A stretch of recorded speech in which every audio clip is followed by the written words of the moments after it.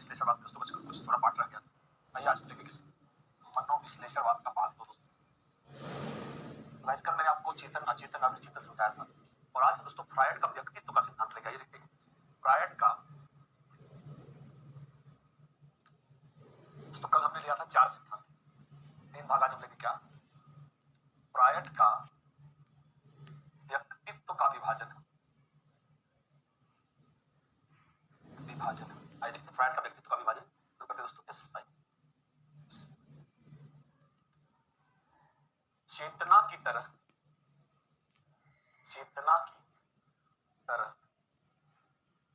Freud ने व्यक्तित्व के 3 भाग या स्तर माने हैं, जिन्हें हम क्रमशः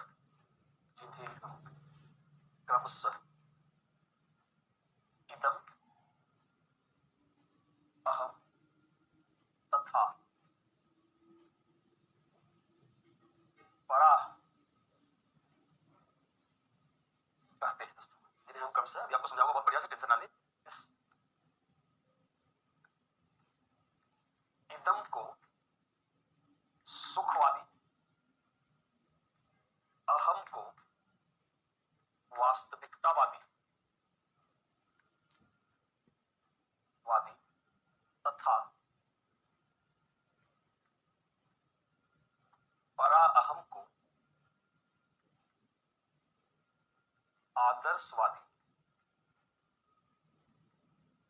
कहा गया है। तीसरा, इदम का सर्वाधिक विकास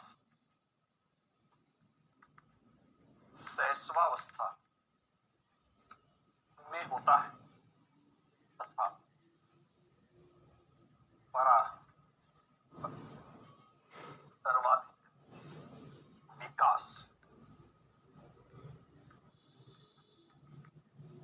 बाल्यावस्था में होता है। इसीलिए बाल्यावस्था में काम वासना शांत रहती है। चौथा, इदम का निर्माण चेतन से, जबकि अहम एवं परा का निर्माण अचेतन होगा। अचेतन से निर्माण। देखिए दोस्तों बात बहुत इंपॉर्टेंट है, बहुत आता नहीं है दोस्तों। आइए देखा जाए। क्या? चेतना की तरफ से समझा दो, फिर हटो तब आप उसको लिखिएगा। चेतना की तरफ फ्रायड ने व्यक्तित्व के भी दोस्तों 3 भाग मांगे। पहला क्या कह रहा है? परस्तु इदम, अहम तथा इसे हम क्या बोलते हैं? पराहम बोलते हैं। इदम को दोस्तों क्या कहा गया है? सुखवादी, पॉकेट में पैसा नहीं है पर रसगुल्ला चाहिए, राक्षस है, खतरनाक हत्यारा है हमारा दोस्तों कौन? इदम, अभी हम आगे बात करेंगे। और दोस्तों अहम को वास्तविकतावादी, अहम किसी झांसे का शिकार नहीं दोस्तों, वो रियलिटी में जीता है, जो चीज वास्तव में पॉसिबल है उसकी मांग करता है। दोस्तों पराहम जो नियम कानून बनाता है, इदम की गलतियों को कंट्रोल करने के लिए दोस्तों लाठी लेके खड़ा है कौन? पराहम। तो इसलिए इसे क्या कहते हैं? आदर्शवादी, जो नियम बनाता है दोस्तों। क्या? इदम का सर्वाधिक विकास दोस्तों किसमें होता है? शैशवावस्था में। तथा पराहम का दोस्तों आपने सुना होगा बाल्यावस्था में काम वासना शांत रहती है। प्रश्न है क्यों? क्योंकि पराहम दोस्तों कानून नियंत्रण बनाता है, इसलिए शर्म हया के कारण आदमी बाल्यावस्था में अपनी काम वासना को पराहम हावी होने के कारण दबा लेता है। इसलिए दोस्तों इसका सर्वाधिक विकास किसमें होता है? बाल्यावस्था में। अब आप मुझसे पूछ सकते हैं सर ये बताइए कि अहम का सर्वाधिक विकास कब होगा? उत्तर है दोस्तों तो हमेशा सेम रहेगा। क्यों? क्योंकि वास्तविकता बदलती नहीं है गाइस। क्योंकि अहम वास्तविकतावादी है, इसका जब भी विकास होगा वास्तविकतावादी ही होगा। और आगे चलते दोस्तों। इदम का दोस्तों हिसाब अंदाजा लगाइए, इदम राक्षस क्यों है? क्योंकि अतिरिक्त इच्छाओं, राक्षसी प्रवृत्ति अचेतन से बना है कौन? हमारा इदम। और दोस्तों अहम का बना है पराहम पे दोस्तों। और आपको बताऊंगा क्यों इदम का सर्वाधिक विकास होता है शैशवावस्था में और क्यों बाल्यावस्था में पराहम का सबसे ज्यादा विकास होता है। एक बार दोस्तों देख लें, बहुत ही मजा आएगा। उसके बाद देखेंगे, बहुत ही दमदार डिवीजन। मैं पीछे आपको दोस्तों आगे पॉइंट समझाऊंगा भी और आप चलेंगे दोस्तों, इस ग्राफ को देखेंगे दोस्तों, बहुत मजा आएगा। यस दोस्तों देखिए, ज्यादा तो नहीं पर आपको जान के आश्चर्य होगा, फ्रायड को दोस्तों हम अपराध मनोविज्ञान का जनक कहते हैं दोस्तों, क्रिमिनल। तो दोस्तों आज आपको इतना तो जरूर पता चलेगा एक बात कि अपराधी कैसे दोस्तों, अपराध कैसे होता होगा। ये देखते हैं, मैं इसको 3 भागों में बांट रहा हूं दोस्तों ताकि मैं आपको दिखा सकूं अच्छे से। आइए देखते हैं। इदम जो कि खतरनाक राक्षस है कौन? इदम। और इदम को दोस्तों फ्रायड ने क्या कहा है? इट कहा है। क्या? आइड इट दोस्तों। फिर आएगा हमारा वास्तविकतावादी अहम, इसे उसने क्या कहा है? आपने सुना होगा ईगो कहा है। और फिर दोस्तों आएगा पराअहम, जिसे फ्रायड ने कहा है क्या, सुपर ईगो। दोस्तों क्या कहते हैं कि कैसे, दोस्तों देखिए इदम में क्या है दोस्तों, सबसे बड़ी बात है यह भंडार है किसका, अतृप्त इच्छाओं का। दोस्तों यही इसका मेन वर्ड है। इसमें दोस्तों शामिल है क्या, आज तो आपको पता चलेगा कैसे अपराधी जन्म लेता है, मारकाट। या इसमें शामिल है दोस्तों काम वासना, बुरी बात नहीं दोस्तों, बलात्कारिक या अनैतिक काम वासना बुरी बात है। आप बलात्कार करते हो भाई, कोई बलात्कार करता है तो भाई कोई थोड़ी बोलेगा यह क्या है, अनैतिक काम वासना है दोस्तों। शादी विवाह करना, अच्छे तरीके से रहना दोस्तों, एक बुरी काम वासना नहीं है, पर गलत करना अनैतिक काम वासना है। अहम, आप देखिए दोस्तों अहम क्या है, ये किसी प्रकार के झांसे का शिकार नहीं है। यह दोस्तों क्या है, वास्तविकतावादी है। देख सकते हैं आप, यह तार्किक है, किसी काम को भावुक होकर नहीं करता, तर्क क्षमता के काम करता है। 5 रुपए है तो 5 रुपए में काम चलाओ, 5 रुपया है तो 5 रुपए में काम चलाओ। होटल वाले के यहाँ नाश्ता करके भैया प्लेट धोने का शौक किसी को नहीं है। और पराहम दोस्तों क्या है, पिता बोले तो बाप। अगला दोस्तों क्या है, यह कौन है, धर्म, नैतिकता। आज के अगर दोस्तों डेट में होते उसमें रखा जाता किसको, पुलिस को और क्या, न्यायालय को दोस्तों। और बहुत मजा आएगा आपको देखने में, जैसे इसको हमेशा समझता हूं दोस्तों। हमारा अहम है, जैसा मैं हमेशा लिखता हूं, बेलगाम घोड़ा। क्या है, बेलगाम घोड़ा। इदम दोस्तों क्या है, बुद्धिमान घोड़सवार। और दोस्तों घोड़सवार में इतनी ताकत नहीं है कि घोड़े को कंप्लीट कंट्रोल कर ले, इसलिए दोस्तों यह क्या है, कौन है, लगाम। दोस्तों आज आपको ज्यादा कुछ नहीं, पर एक बात तो पक्का दोस्तों पता चलेगा कि लोग भला कैसे करते होंगे अपराध। दोस्तों आपको जानकर आश्चर्य होगा जब आप इसकी व्याख्या सुनेंगे क्या, कि दोस्तों हमारा इदम दोस्तों एक जीता जागता राक्षस है। दोस्तों देख सकते हैं अतृप्त इच्छाओं का भंडार है, इसमें मार काट है, अनैतिक काम वासना है दोस्तों। भाई दोस्तों इस ग्राफ को मैं आपको समझाऊंगा, एकदम मजा आ जाए दोस्तों, मजा आ जाएगा ना भाई। दोस्तों किस करिए, मार काट है किसमें, इदम में दोस्तों। जलेबी खाने का मन, पॉकेट में तलाश, अरे यार पैसा तो है नहीं यार, कैसे जलेबी खाओ। ठीक है भाई, हलवाई का गला काटने जा रहा हूँ, ओह माय गॉड। आपको आश्चर्य होगा दोस्तों, पर इतना खतरनाक है हमारा इदम। चाकू लेकर हलवाई का गला काट के सिर्फ 10 रुपए की जलेबी के लिए हलवाई का गला काटने जा रहा है।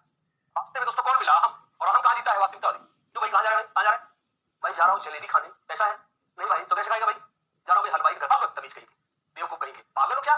ऊपर देख रहे हो कौन बैठा है, बड़ा लाठी लाठी मारेगा भाई ऐसे। दोस्तों अहम ने जब डांट किस ग्राफ को कमाल दीजिए दोस्तों, जब मार काट को डांट पे लौटा दिया दोस्तों, तो मार काट करने गया था, इच्छा तो पूरी हो नहीं पाई, इसलिए यह कैसी इच्छा बन गया दोस्तों, अतृप्त इच्छा, वहीं अंदर दबा रहेगा। अब दोस्तों क्या हुआ, आसाराम बनने जा रहा है, बलात्कार करने जा रहा है दोस्तों। जब बलात्कार करने जा रहा है दोस्तों, फिर से मिलता है कौन, अहम। कहां जा रहा है भाई, बलात्कार करने जा रहा हूं भाई, गधे देख रहे पराहम, फांसी होती है, मार डालते हैं, बेवकूफ कहेंगे भाई। फिर दोस्तों वापस लौटा, फिर पूरा नहीं हुआ, इसलिए क्या बन गया, अतृप्त इच्छाएं दोस्तों। तो एक तरफ दोस्तों इदम क्या है, गलती करने के लिए लालायित है, राक्षस है, इसके अंदर नैतिक अनैतिक का कोई विचार नहीं है, यह सुखवादी है, सिर्फ इसको मिलना चाहिए क्या, इसकी इच्छा पूरी हो, कोई मरे कोई कटे, इससे कोई लेना देना नहीं। पर इसको दोस्तों कंट्रोल नियंत्रित करता है दोस्तों, इसको समझाता है कौन, अहम। और दोस्तों इसको मारने के लिए कौन रेडी रहता है, पराहम दोस्तों। और एक दिन गेस करिएगा, इसको मैंने ही आपको बताया, अचेतन से बना है इदम, और अचेतन की औकात दोस्तों कितनी है, 90%। और ये दोनों 10% से बने दोस्तों। गेस करिए कब तक इदम को रोकेगा कौन, अहम।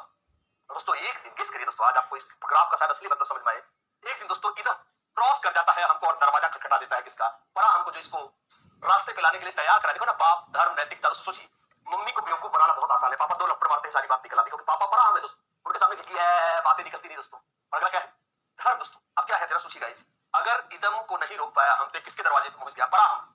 पराहम दोस्तों सुरक्षा चक्र है, नियंत्रण है, रोकने की कोशिश करेगा दोस्तों। गेस कीजिए क्या ग्राफ बनाया दोस्तों फ्रायड ने। अब दोस्तों मार काट को अगर नहीं रोक पाया कौन, अहम, तो इसलिए दरवाजा खड़ा कर दिया दोस्तों किससे, पराहम का। और दोस्तों गेस करिए जंग होगी किसमें, इदम और पराहम में। और गेस करिए इस लड़ाई में भगवान करे हमेशा कौन जीते, पराहम दोस्तों। अगर पराहम ने हरा दिया किसको, मार काट, तो ग्राफ का कमाल देखिए, फिर से क्या होगी, अतृप्त इच्छाएं होगी दोस्तों। पर सोचिएगा जरा, सोचिए, अगर दोस्तों गेस करिए भगवान ना करे ऐसा हो, आपको पता चलेगा अपराधी बलात्कारी कैसे पैदा होते।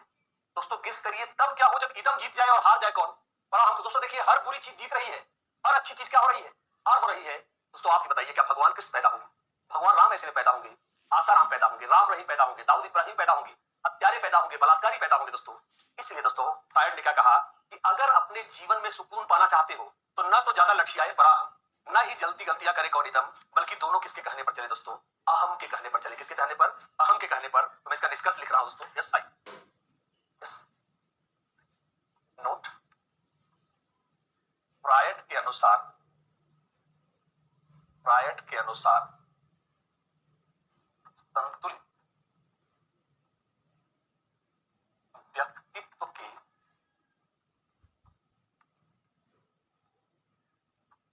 विकास के लिए इदम और परा अहम को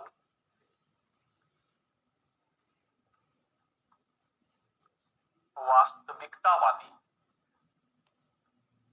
अहम के कहने पर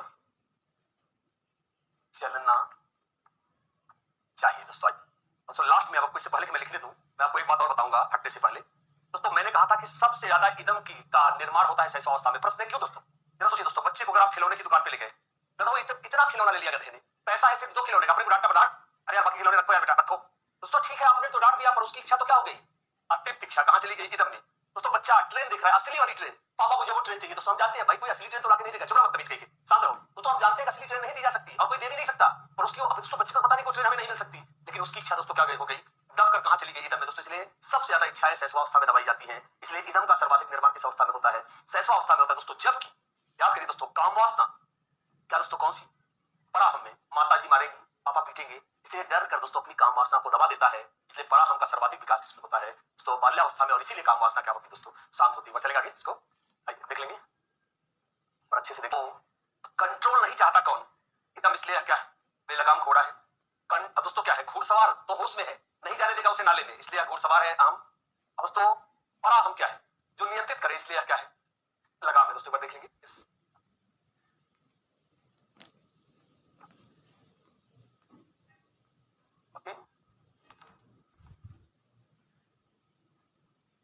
अब लेंगे दोस्तों हम पांचवा सिद्धांत, फ्रायड का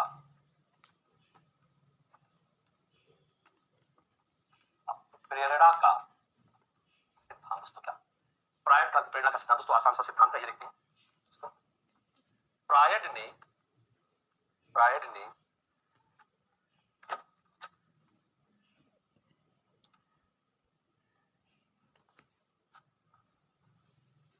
अभिप्रेरणा का मूल इच्छा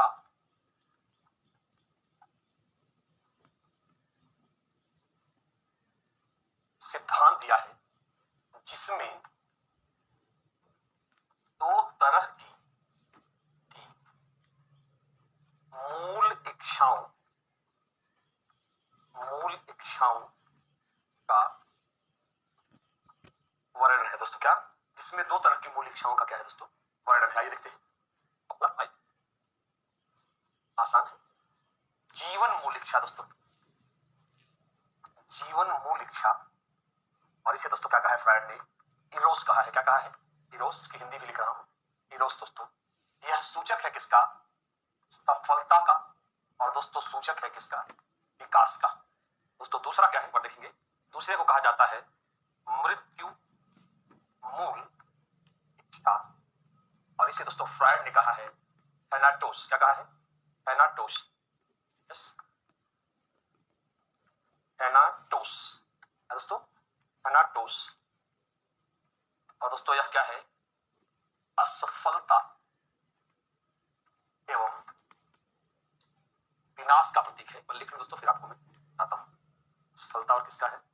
विनाश का प्रतीक है।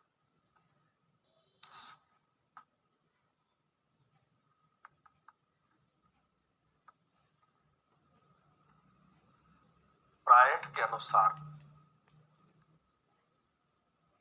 जीवन मूल इच्छा सफलता एवं विकास की ओर ले जाती है, जबकि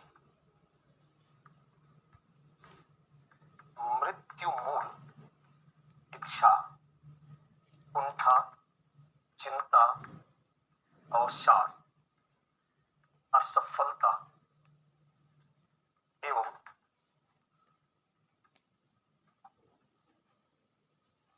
विनाश की ओर ले जाती है। सही लिखते हैं, देख सकते हैं दोस्तों। फ्रायड ने अभिप्रेरणा का दोस्तों मूल इच्छा सिद्धांत दिया है, जिसमें 2 तरह की मूल इच्छाओं का दोस्तों क्या है? वर्णन है। पहला क्या है? जीवन मूल इच्छा दोस्तों, जिसे इन्होंने क्या कहा है? इरोस, और इसका दोस्तों पासवर्ड क्या है? सफलता और विकास। दोस्तों किस करिए, अब मैं दोस्तों एक उदाहरण के थ्रू आपको इसे समझाऊंगा। दोस्तों किस करिए, जब आपके जीवन में सब कुछ चल रहा है बढ़िया और अच्छा, आपके जीवन में दोस्तों सब कुछ बढ़िया चल रहा है दोस्तों, तो आपकी नौकरी लग गई है, बीवी बच्चे हैं दोस्तों, पत्नी से अच्छे संबंध है, घर में कोई कला नहीं है, बिजनेस बढ़िया चल रहा है, नौकरी अच्छी चल रही है, तो यार आदमी, कोई भी आदमी क्यों कुएं में कूदना चाहेगा? ऐसे में हर आदमी क्या करना, किसकी तरफ जाएगा? जीवन की तरफ जाएगा, जो सफलता से और विकास से आती है। दोस्तों इरोस हो गया। अब दोस्तों गर्लफ्रेंड भाग जाए, बीवी छोड़ दे, घर में कलह हो, कमाते हैं पर खा नहीं पाते, फ्रस्ट्रेशन हो, कुंठा हो, आदमी को लगता है मेरा जीवन बर्बाद हो गया है, इससे बढ़िया तो मैं मर ही जाता। या दोस्तों मृत्यु मूल इच्छा है, विनाश का रास्ता है, इसलिए यह आता है किससे? सफलता से। और दोस्तों सॉरी, असफलता से और विनाश से। दोस्तों देखिए लिखा भी है क्या? फ्रायड के अनुसार जीवन मूल इच्छा सफलता एवं विकास की ओर ले जाती है, जबकि मृत्यु मूल इच्छा कुंठा चिंता अवसाद, कुंठा चिंता दोस्तों चिंता होगा, चिंता अवसाद असफलता एवं विनाश की ओर ले जाती है। आइए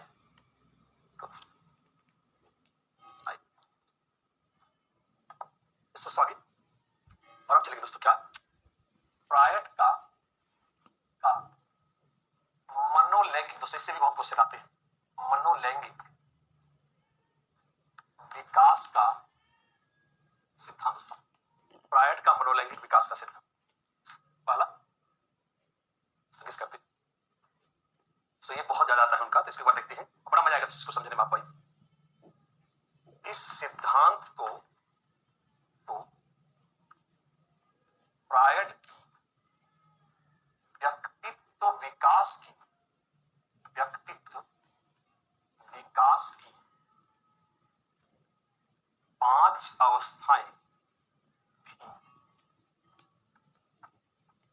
कहते हैं। दोस्तों बहुत ही दोस्तों, बहुत ही ज्यादा पूछा जाने वाला सिद्धांत है। दूसरा, इस सिद्धांत की तीसरी अवस्था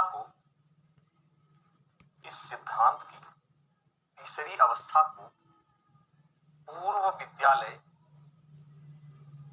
की उम्र तथा चौथी अवस्था को प्राथमिक विद्यालय की उम्र कहते हैं। दोस्तों तीसरा, चौथी अवस्था में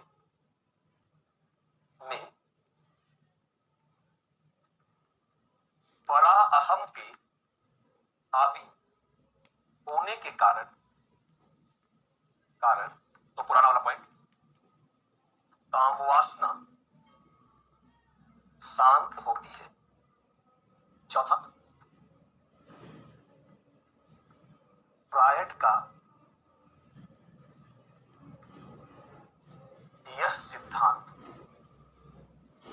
कामवासना के विकास पर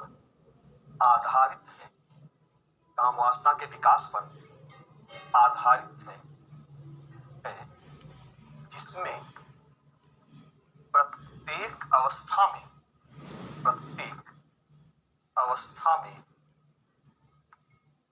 कामवासना का केंद्र बदलता रहता है। प्रत्येक अवस्था में कामवासना का केंद्र बदलता रहता है। तीसरी अवस्था में इलेक्ट्रा एवं ओडिपस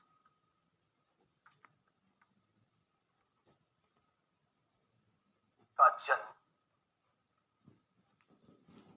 होता है। दोस्तों देख लें एक बार, इस सिद्धांत को फ्रायड की व्यक्तित्व विकास की 5 अवस्थाएं भी कहते हैं। इस सिद्धांत की तीसरी अवस्था को पूर्व विद्यालय की उम्र तथा चौथी अवस्था को दोस्तों प्राथमिक विद्यालय की उम्र कहते हैं। बहुत पूछा जाता है दोस्तों कि फ्रायड की कौन सी अवस्था को पूर्व विद्यालय की उम्र, कौन सी प्राथमिक विद्यालय की उम्र। अभी आप जब देखेंगे इस ग्राफ को तो आप और बेहतर समझ पाएंगे। एक बार देख लेंगे, चौथी अवस्था में दोस्तों पराहम हावी होने के कारण कामवासना शांत होती है। फ्रायड का यह सिद्धांत कामवासना के विकास पर आधारित है। इसमें प्रत्येक अवस्था में कामवासना का केंद्र दोस्तों क्या होता है? बदलता रहता है दोस्तों। और तीसरी अवस्था में आपने सुना होगा इलेक्ट्रा और ओडिपस ग्रंथि का दोस्तों क्या होता है? जन्म होता है। एक बार देख लेता दोस्तों, मजा आएगा।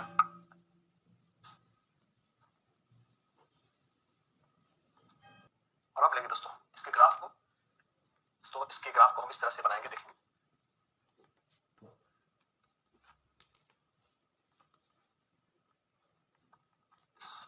तो यहां हमने क्या लिखा है? नाम किसका? अवस्था का नाम। यहां दोस्तों अवस्था की उम्र।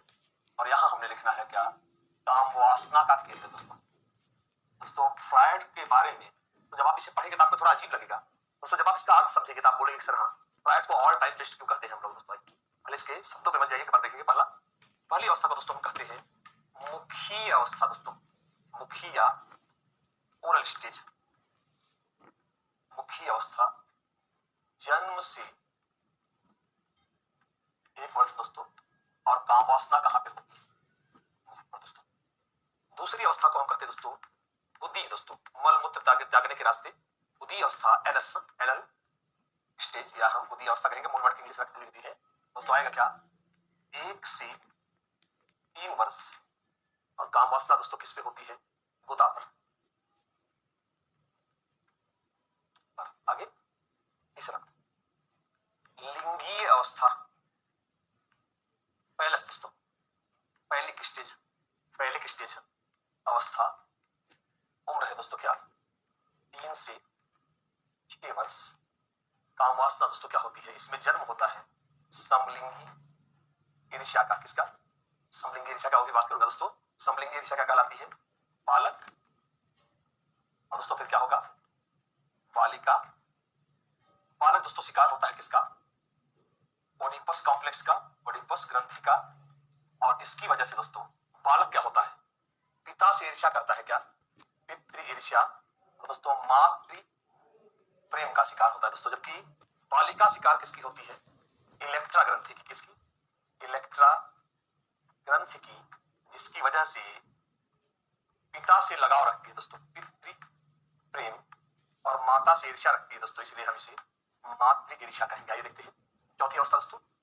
चौथी अवस्था को हम कहते हैं क्या, चौथी अवस्था को हम कहेंगे प्रसुप्तावस्था, क्योंकि काम वासना इससे शांत होती है, प्रसुप्तावस्था। और इसे दोस्तों हम लेटेंट स्टेज कहते हैं। लेटेंट करते हैं जब काम वासना छुपी हो। 6 से 12 वर्ष, और काम वासना दोस्तों शांत होती है, और जब समलिंगी ईर्ष्या पहले था दोस्तों, अब जन्म लेता है समलिंगी प्रेम दोस्तों। और आगे क्या है, 5वां प्रजनन करने की अवस्था दोस्तों, जननेंद्रिय अवस्था, या इसे हम क्या बोलेंगे जेनिटल दोस्तों, जो सेक्सुअल ऑर्गन्स होते हैं जिनसे प्रजनन होता है, जेनिटल स्टेज। तो आई 12 से 20 वर्ष, और काम वासना दोस्तों डायरेक्ट कहां आती है, यौनांगों पर, और समलिंगी प्रेम के बजाय दोस्तों जन्म लेता है समलिंगी प्रेम। दोस्तों जब आप इस ग्राफ को पहली बार देखेंगे, मतलब आपको मैं दावे से कह सकता हूं, जब इस ग्राफ को आप पहली बार देखेंगे तो आपको थोड़ा अजीब लगेगा। आप लगेगा यार कैसे वर्ड इस्तेमाल। पहले दोस्तों मैं आपको समझा दूं, फ्रायड की आप पहले जान ले क्या काम वासना का कॉन्सेप्ट क्या दोस्तों। फ्रायड की काम वासना पूरी तरह से दोस्तों क्या है, बायोलॉजी है। आपका दिमाग जब क्लियर होगा तब आप इसको समझ पाएंगे दोस्तों। मतलब उन्होंने कहा संतों साधुओं से दुनिया भर की चलती है। आप क्या बोलते हो कि भारत की संस्कृति हजारों साल पुरानी है। जरा सोचिए दोस्तों, संस्कृति कैसे चलती है, पीढ़ी दर पीढ़ी। और आप बताइए दोस्तों, संस्कृति को पीढ़ी दर पीढ़ी चलाने के लिए किसी को तो प्रजनन करना पड़ेगा। कोई शादी विवाह करेंगे, पति पत्नी प्रजनन करेंगे दोस्तों, सेक्सुअल इंटरकोर्स होगा तभी तो अगली पीढ़ी चलेगी। वह चीज काम वासना है दोस्तों फ्रायड के लिए, या कोई इलीगल या कोई अश्लील हरकत नहीं है। अब दोस्तों जब आप समझ जाएंगे तब आपको इसको सिद्धांत की पावर समझ में आएगी दोस्तों। और दोस्तों कभी कोई 17-18 साल का आदमी कोई गलती करे तो हम लोग क्या बोलते हैं, भाई बड़ी बलबली चढ़ गई है। दोस्तों काम वासना ऐसा नहीं है कि 18 साल में फूट पड़ती है। फ्रायड कहता है जन्म से ही बालक में मौजूद होती है क्या काम वासना। दोस्तों देखते हैं इसको, मुखी अवस्था दोस्तों देख सकते हैं। इस समय बालक में काम वासना दोस्तों मुख पर होती है, चूसने द्वारा, निगलने द्वारा, स्तनपान करने द्वारा वो दोस्तों अपनी काम वासना को शांत करता है। देख रहिएगा गुदी अवस्था दोस्तों, मल मूत्र का, खास करके मल का द्वार, गुदा जिसे हम कहते हैं दोस्तों।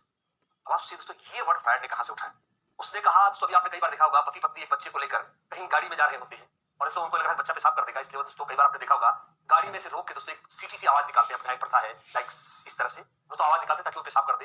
दोस्तों बच्चे को लगता है मैं गुलाम हूं क्या, तुम मुझे क्यों सीटी बजा के पेशाब करवा रहे हो, मैं नहीं करूंगा। और दोस्तों आपने देखा होगा कि जैसे ही बेचारे 10 कदम आगे लेके गए, पूरा कपड़ा दोस्तों खराब कर दिया, पेशाब कर दिया लैट्रिन करके। तो ये है बुद्धि अवस्था फ्रायड। क्या आपको इसका अर्थ समझ में आएगा। मल मूत्र को रोककर काम वासना को एंजॉय करना चाहता है बच्चा दोस्तों, और माता पिता चाहते हैं तो मल मूत्र को ना रोके। इसलिए नहीं कि दोस्तों स्वास्थ्य का ही मामला नहीं है, अगर वो रोक लेगा तो माता पिता की आज्ञा की अवज्ञा कर रहा है, जो कि आने वाले समय में समाज के लिए अच्छा नहीं है, वरना समाज के लिए खतरा बनेगा। इसलिए दोस्तों मल मूत्र का इशारा देने लगे तब दोस्तों माना जाएगा क्या बुद्धि अवस्था 1 से 3 वर्ष। दोस्तों आप देखेंगे लिंगी अवस्था दोस्तों, लिंगी अवस्था जिस समय आपको लिखा है 3 से 6 वर्ष दोस्तों, उनका बड़ा ही फेमस शब्द है क्या समलिंगी ईर्ष्या। दोस्तों देखिए बालक को दोस्तों मम्मी भाषण देती क्या मेरा बेटा, मेरा राज दुलारा, मेरा न्यारा, मेरा प्यारा। उसे दोस्तों क्या लगता है, लग रहा है मम्मी के लिए सबसे इंपॉर्टेंट मैं हूं। दोस्तों गेम तो तब बिगड़ता है जब पापा आते। आप देख सकते हैं क्या बालक दोस्तों शिकार होता है किसका, ओडिपस ग्रंथि का। इसलिए दोस्तों अपने उसको लगता है पापा ही मुझे मेरी मम्मी से दूर कर रहे हैं, मुझे लगता है मम्मी को मुझसे पापा छीन रहे हैं, इसलिए वो पापा से दोस्तों ईर्ष्या करता है और माता का चेला होता है, माता से लगाव रखता है। जबकि बालिका के साथ दोस्तों इसका उल्टा है, इसे ओडिपस कॉम्प्लेक्स कहेंगे किसको, बालक वाले को। बालिका के साथ दोस्तों एकदम इसका उल्टा है।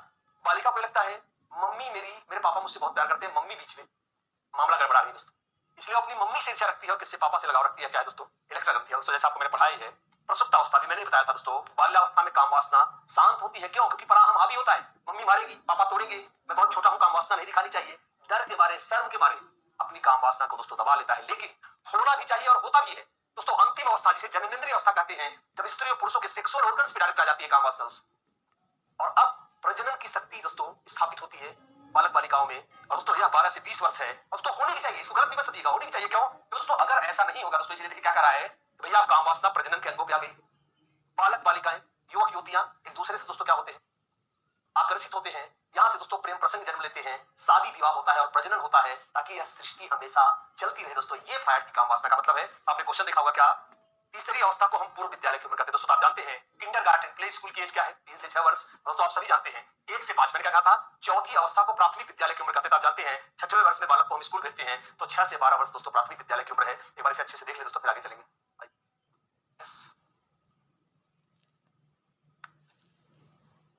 फ्रायड के कुछ शब्द दोस्तों, फ्रायड के कुछ शब्द। पहला, फ्रायड का पहला शब्द नार्सिसिज्म दोस्तों। यह उनका एक बड़ा ही इंपॉर्टेंट शब्द है दोस्तों, जो बहुत एग्जाम में पूछा गया है। नार्सिसिज्म दोस्तों क्या है, ध्यान से देखेंगे। यस यस, यह शब्द शैशवावस्था में स्व प्रेम या स्वार्थी प्रवृत्ति को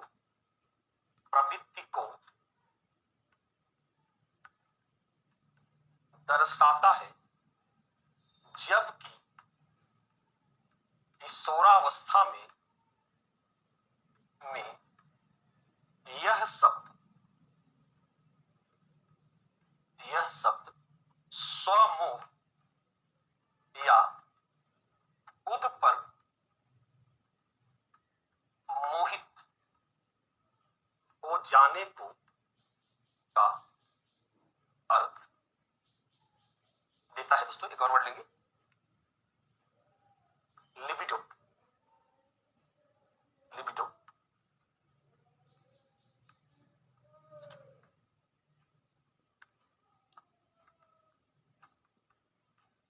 फ्रायड ने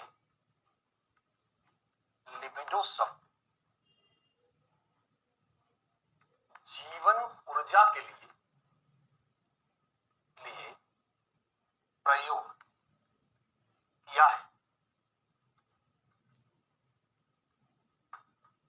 जीवन ऊर्जा के लिए क्या किया है दोस्तों, प्रयोग किया है, जिसमें प्रजनन की शक्ति,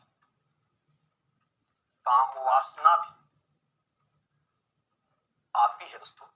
और लास्ट में मैं लिख रहा हूं दोस्तों, बुक्स फ्रायड ने दोस्तों सिर्फ 2 बुक्स लिखी। पहला, मनोविश्लेषण का सिद्धांत दोस्तों, the principle of psycho analysis दोस्तों। नाम से ही आप समझ सकते हैं क्या, मनोविश्लेषण क्या दोस्तों, क्या सिद्धांत, the principle of psycho analysis. दूसरा, स्वप्नों की व्याख्या, द इंटरप्रिटेशन ऑफ ड्रीम्स। तो देखेंगे बात दोस्तों, नार्सिसिज्म दोस्तों, प्राचीन यूनान में एक आदमी था जिसका नाम था नार्सिक। वो खुद से प्यार करता था दोस्तों अपने ही शरीर को। उसी को फ्रायड ने दोस्तों 2 अर्थों में, शैशवावस्था में इसका दोस्तों स्वप्रेम है। अगर बच्चे को दोस्तों मिठाई मिल जाए, किसके लिए मिठाई मिल जाए, वो अकेले खाएगा, वो आपको नहीं देगा, यह स्वप्रेम है दोस्तों। लेकिन इसी शब्द को किशोरावस्था में एक अलग रख दिया, स्वमोह दोस्तों, खुद पर मोहित होना। क्या है आपको दोस्तों, मैं एक हल्के से उदाहरण समझाता हूं दोस्तों। या फिर दोस्तों किशोरावस्था में एक बच्चा स्ट्रेस पे लगा के गॉगल्स वगल्स पहन के दोस्तों, चाहे बच्चा हो, बच्चा दोस्तों बालक किशोर कर सकते हैं, या कोई किशोरी दोस्तों कोई लड़की हो, बढ़िया दोस्तों मेकअप इत्यादि करके खुद को दर्पण के सामने खड़ा किया दोस्तों, और अपने ही रूप पे मोहित हो गया। वाह यार मैं क्या दिखता हूं यार, क्या मैं हैंडसम दिखता हूं, क्या मैं ब्यूटीफुल दिखती हूं। तो ये चीज अपने ही आप पर मोहित हो जाना दोस्तों किशोरावस्था में स्वमोह कहलाता है, जबकि शैशवावस्था में स्वार्थी प्रवृत्ति के लिए स्वप्रेम कहलाता है। और ये वर्ड तो दोस्तों आप देख ही रहे हैं। लिबिडो दोस्तों यह एक्चुअली अजीब सा वर्ड है, आपको ऑस्ट्रिया की भाषा का है, क्योंकि फ्रायड ऑस्ट्रिया के थे दोस्तों, इसलिए लिबिडो शब्द को जीवन ऊर्जा के लिए प्रयोग किया दोस्तों। प्रजनन से भी ब्रह्मांड चलता है, इसलिए दोस्तों काम वासना को प्रजनन का केंद्र मानते हुए उन्होंने काम वासना को भी क्या माना दोस्तों, जीवन ऊर्जा माना है। और दोस्तों की 2 पुस्तकें हैं क्या, मनोविश्लेषण का सिद्धांत दोस्तों, क्या स्वप्नों की व्याख्या, द इंटरप्रिटेशन ऑफ ड्रीम्स दोस्तों। बताएंगे, उम्मीद है दोस्तों बड़ा ही धुआंधार लेक्चर था मेरे हिसाब से दोस्तों।